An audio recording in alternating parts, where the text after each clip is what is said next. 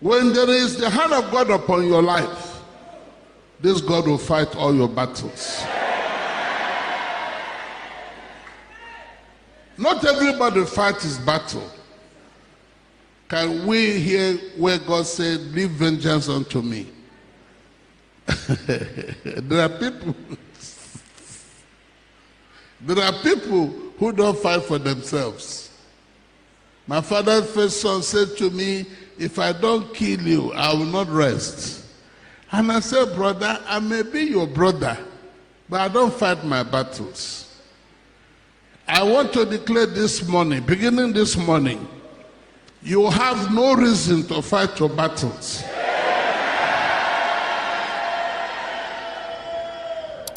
Romans 12:19. Dearly beloved, avenge not yourselves. Avenge not yourselves, but rather give place unto don't wrath. Fight fire with fire, or else you produce what? Ashes. For it is written, vengeance is mine. Vengeance is the Lord's. I will repair, said the Lord. I will repair, says the Lord.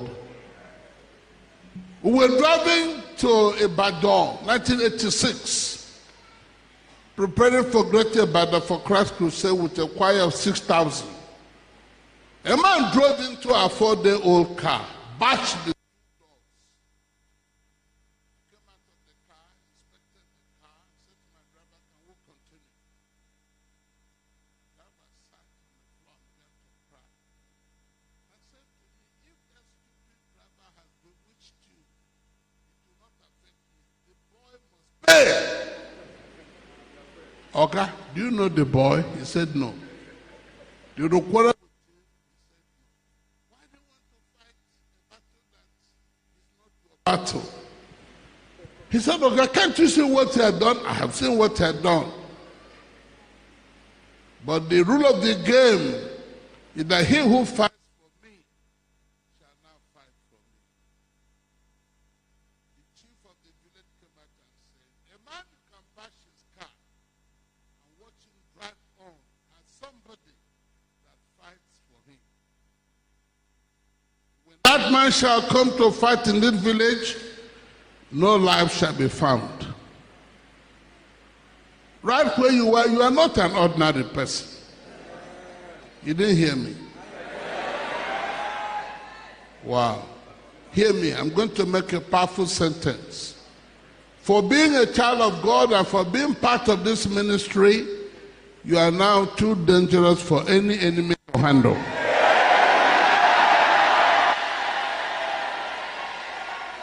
No, you didn't hear my grammar. Can you find somebody and tell him or her, I am too dangerous for anybody to handle?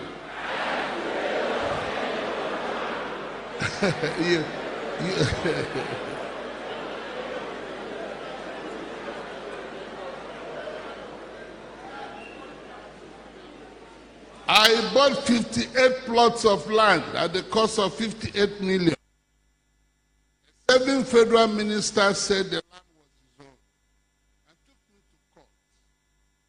I replied and said, I don't go to court. I won't go to court over anything. Take the money, take the land. He who fights for me will fight.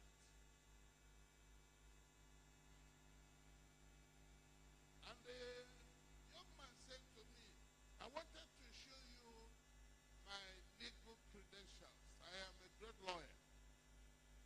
I asked him not to bother. Take the money. My junior brother got angry and asked me, are you afraid of this man? Why are you afraid of ordinary Ajengu, the lawyer? Sell the case to me and make money out of it. Can you shut up your mouth? We don't fight at that level. Beginning today, I demand you should stop fighting at that stupid boy's level.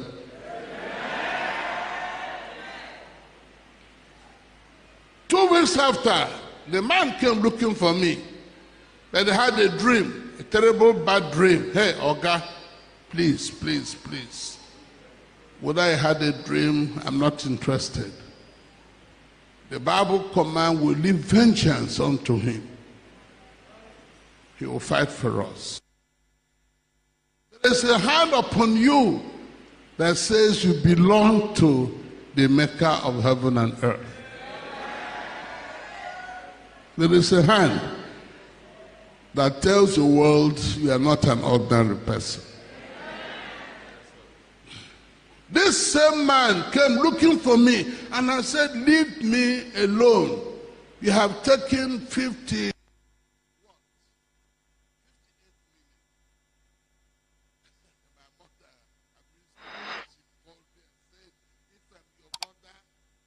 Tell that young man for me.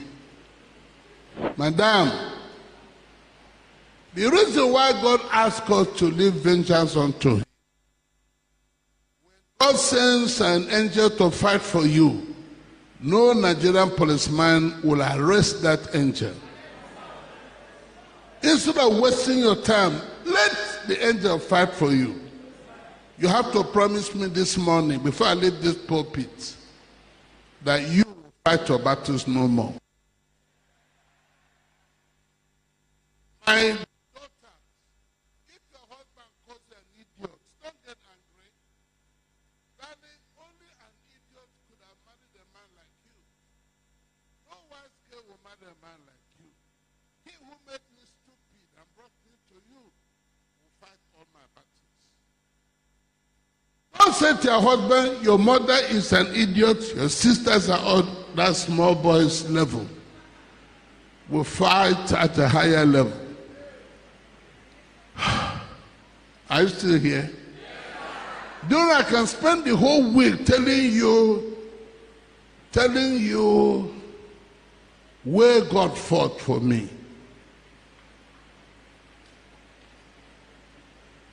And that includes when you board an aircraft beginning today, and the engine of that aircraft fails to fly, because you are in that aircraft, the aircraft will harm nobody.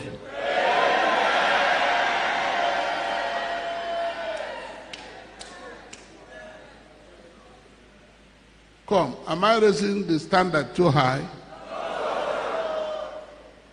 My wife and I were flying what do you call this German airline? Lufthansa. We're flying and the engine failed. the pilot panicked, and I was sleeping. My wife asked me, Mr. Sleep. They said the engine has failed. And I said, I heard it. But there is he whose two hands can carry any aircraft. She said to me, you're a crazy man. Others marry normal human beings. I married a man, I don't know who he is. And I said, Madam, I don't even know who I am too. So let's relax and enjoy this flight. And the plane landed without harming anybody.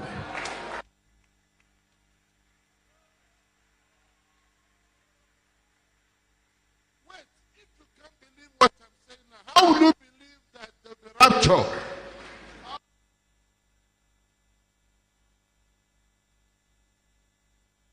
Let me show you from the Bible that rapture had happened once and will happen again. Let's see the book of Matthew chapter 27. Let's see verse 51 and 52. I want to show you. People don't believe that God can call the dead out of their graves. I was saying the other day, I've been to heaven. You all were looking at me like I lost my mind. It's like the day Jesus came to our bedroom. I said to my wife, the master has come to our bedroom. Can you stand up? Ask him to open your eyes. Before he opened your eyes, did you ask him to open your eyes? And I said, no. She said, then leave me alone. He has come to do business with his servant. Madam, she said, don't madam me. Leave me alone. I am pregnant. I need sleep. The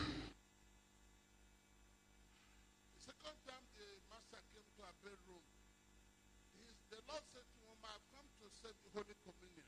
You traveled so long and so hard.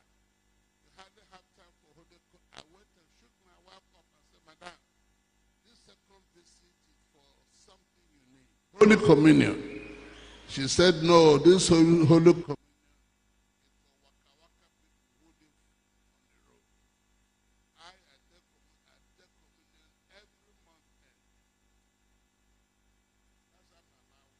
Please. And I don't want you to miss it. Our walk with God is awesome. It's a walk of wonders. Yes, sir. Matthew chapter 27, verse 51. And behold, the veil of the temple was rent. The veil of the temple was rent into two. From the top to the bottom. From the top to the bottom. And the earth did quake. The earth did quake. And the rocks rent. The rocks rent. And many bodies of the saints that had died arose and came out of the grave. And came out of their graves after the resurrection. And walked through the streets of Jerusalem. Is that not what you call rapture? Huh? I want you to hear me. On that day when the trumpet shall sound, I don't care how long they had buried you, you come out with body that angels have. You come out looking beautiful and handsome. You come out looking strong.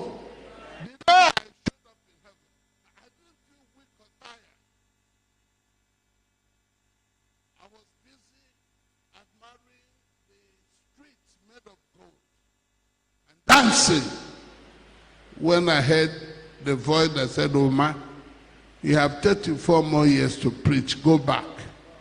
Father, can't you employ a younger preacher to take my place? He said, no, what I put in you is not what I put in them. You will have to go back. As I turned, I found my wife crying by my side.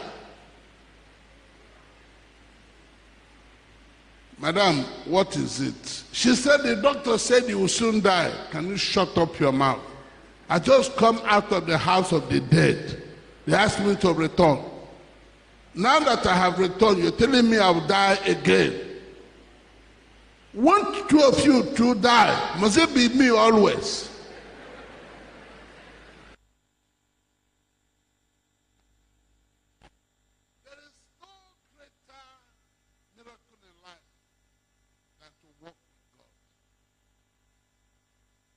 That's why you're here this morning. And I'm telling you, stop fighting your battles. Let God fight for you. If your husband slaps you on this cheek, turn the other side. Let him slap also. Let God fight for you. Come, am I alone in this hall? Wow.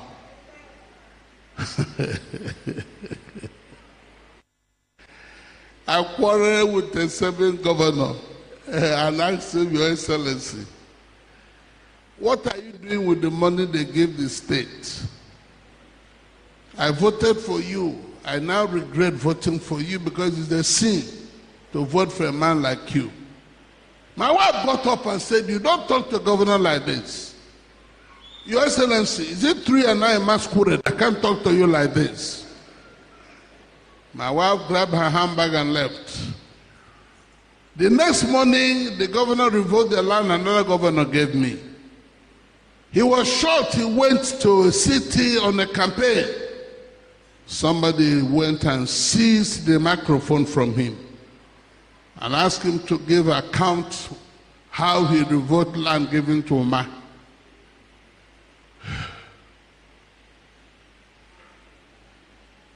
On the governor's return, he called me and asked me if I knew about that drama. And I said no. He said, I'm going to have dinner with pastors. You will be the chairman. And I said, no, sir. Your Excellency, whoever will chairman that dinner, pray he will not die that night. My friend was appointed to chairman the dinner. That night, assassins went to kill him.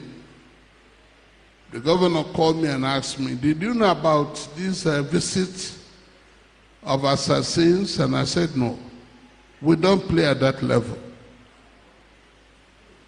I want you to hear me.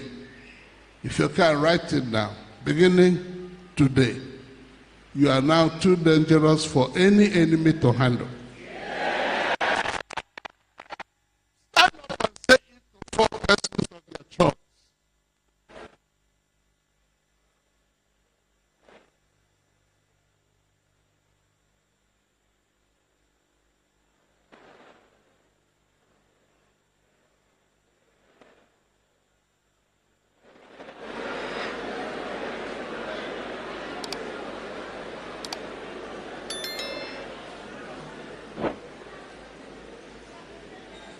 Can you please raise up your hand and prophesy over yourself and declare and say, I am now too dangerous for any enemy to handle.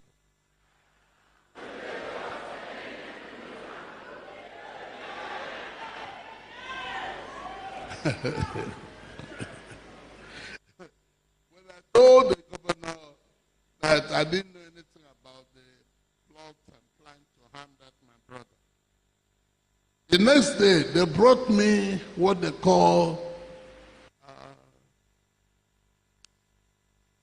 to help me, what they call that money? Thanks, no. They call it thanks, no. They call it Pentecostal Thanksgiving offering. And I said to the governor, you're a Catholic, this is a Pentecostal grammar. Where did you pick it? They said, sign here. And I said, no. I've not even told people you came to my house.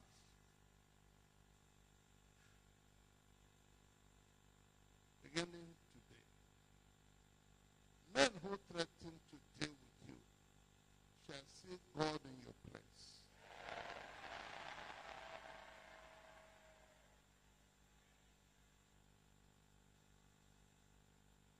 We're not really here to waste our time. We're here to walk with the Maker of heaven and earth. That's person. That person. No, he called the money prophetic offering. Prophetic offering. And I told His Excellency, this is the grammar we speak.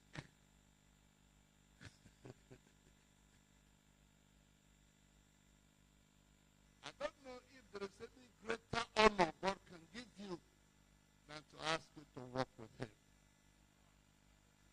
There's no greater honor. Let's see the book of Daniel, chapter 1, verse 9. He says, I'll give you favor in the sight of the Egyptians.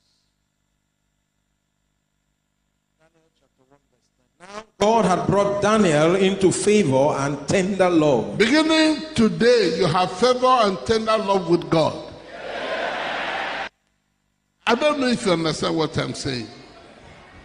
I have a daughter. By her action and activities, I have no choice but love her. On her way to Gifted Children's School in Suleja, she was the best east of the Niger. I offered to drive her from Uyo to Suleja. I have six drivers. But I offered to drive her, just to make her happy. I was shocked on arrival. As soon as she saw her classmates who were still coming in, she didn't know them, just by their uniform.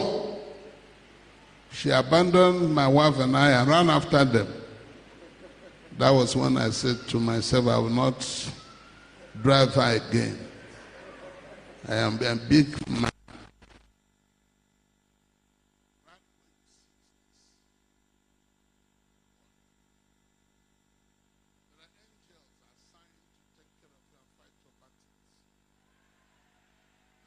Let's see the book of Hebrews chapter 1 verse 14.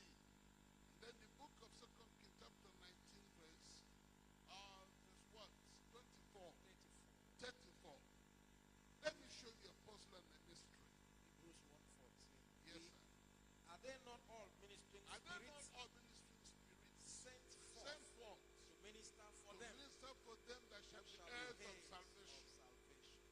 Now, Oga, if you are born again, there is an angel who is your Batman.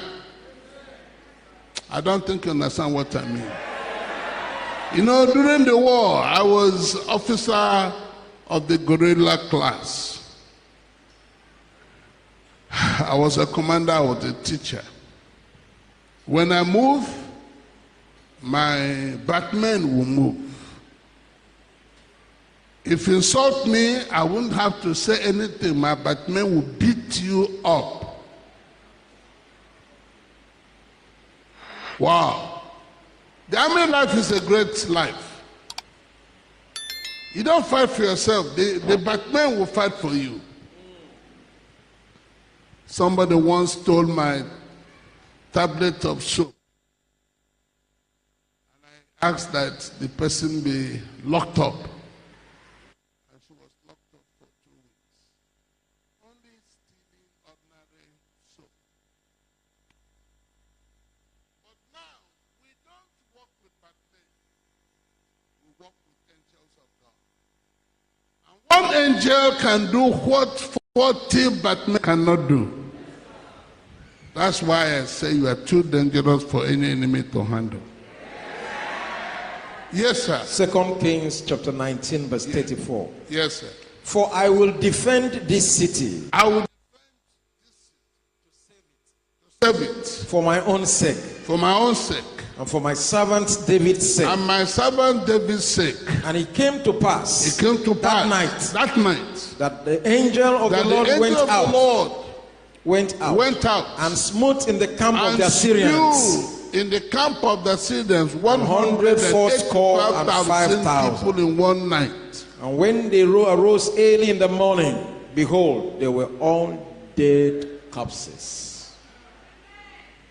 Doesn't that make you dangerous? If God will allow your angel to fight for you, 185,000 people can be killed in one day. How many people are in your village? That means God can kill all of them. Let me repeat it. You are now too dangerous for any enemy to